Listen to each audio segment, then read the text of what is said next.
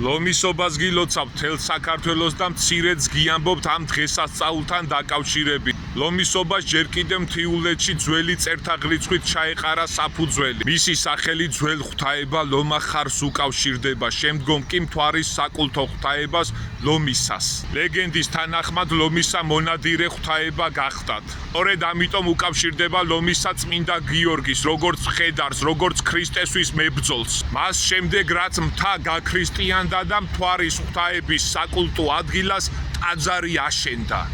ლეგენდის თანახმად წმინდა გიორგი მხორასნიდან 7000 ტყვე იხსნა და ახარის რქებზე დაბრძანებული მლეთას მთაზე დამკვიდრდა. ადგილობრივები მას შესთხოვდნენ, ლოცულობდნენ თვალის სინათლეს, ნაყოფიერებას, მიწის სიუხვეს, საქონლის სიმრავლეს და ასე ლოცვაში გაჰყავდათ ყოველი დღე.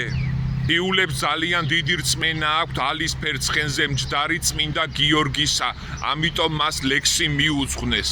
წმინდა გიორგი ცხენზე ზის, ფეხთ უქრის ნიავ ქარია, მხარზე კიდია მათრახი 63 ხარია, ვისაც გადაჰკრავს და ამჩნევს აგის დაკრული ცხარია. ეს დღეობით ლომისის სასწაულმოქმედი ხატის ადგილმდებარეობა უცნობია.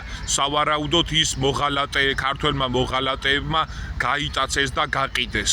მისი ასლი ინახება მლეთის წმინდა გიორგის სალოცავში. ტაძარში დღესაც ინახება საყელურიანი რკინის ჯაჭვი.